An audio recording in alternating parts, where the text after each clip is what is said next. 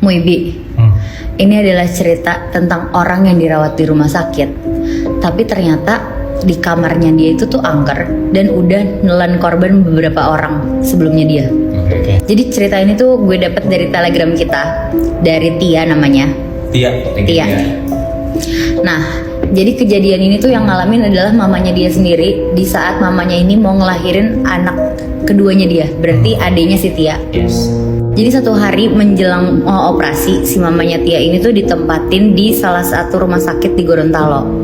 Nah, di rumah sakitnya ini tuh kamarnya ada 2 pasien di dalamnya. Waktu itu si Tia sekeluarga ini nganterin ibunya nih ke rumah sakit ini, masuk ke dalam kamar. Akhirnya pas masuk ke dalam kamarnya ini, keluarganya nih ngeliat kalau si kasur sebelah itu tuh lagi kayak diberes-beresin gitu, kayak bekas dipakai sama pasien lain berarti.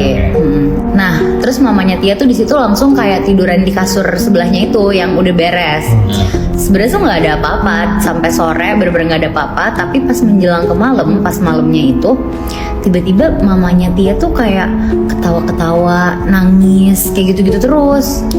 Nah, makanya si sekeluarganya Tia ini tuh bingung, kenapa nih kok mamanya tiba-tiba kayak gini kan, aneh banget. Soalnya tuh bener-bener yang kayak ketawa-tawa, nangis-nangis tanpa sebab, karena mamanya juga nggak pernah kayak gitu. Jadi satu keluarganya tuh kayak kaget banget lah, kayak aduh kenapa nih kok tiba-tiba kayak gini. Akhirnya didoa-doain lah sama keluarganya si Tia ini. Nah, terus abis itu tuh nggak berhenti di situ doang, Muibi. Tiba-tiba sekitar kayak jam 4 pagi, mamanya Tia ini tuh kebangun, terus tuh badannya kayak keangkat dari kasur gitu. Jadi kayak cuma perutnya doang yang keangkat. Dan yang bikin lebih nakutin lagi, si Tia ini tuh ngeliat kalau mamanya ini tuh lidahnya menjulur keluar, tapi tuh sepanjang dada sampai sini gitu. Sosoknya kayak berubah, bukan nyokapnya ya? Iya, tapi kayak mukanya sih mamanya tapi lidahnya panjang, matanya putih kayak gitu-gitu. Akhirnya mereka sekeluarga tuh langsung nelfonin Ustadz. Untung juga punya Ustadz kenalan, langsung ditelepon. Akhirnya Ustadznya datang di subuh-subuh itu. Nyokapnya kayak diruqyah, didoain gitu-gitu. Dan akhirnya nyokapnya langsung tidur lagi lah. Udah bener ya, udah normal keadaannya.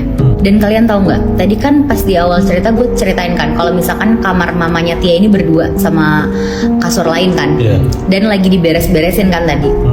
Nah, ternyata diberes-beresin itu tuh adalah pasien sebelumnya yang ibu hamil juga dan meninggal. Meninggalnya karena apa? Karena dia tuh histeris ngelihat sosok makhluk halus yang ada di kamar itu. Jadi ini tuh kamar di salah satu rumah sakit di Gorontalo yang gue juga nggak bisa sebutin nama rumah sakitnya apa. Tapi lo bayangin deh berdua, berarti emang ini tuh udah memakan korban beberapa banyak sih kalau misalkan kayak gini kejadiannya.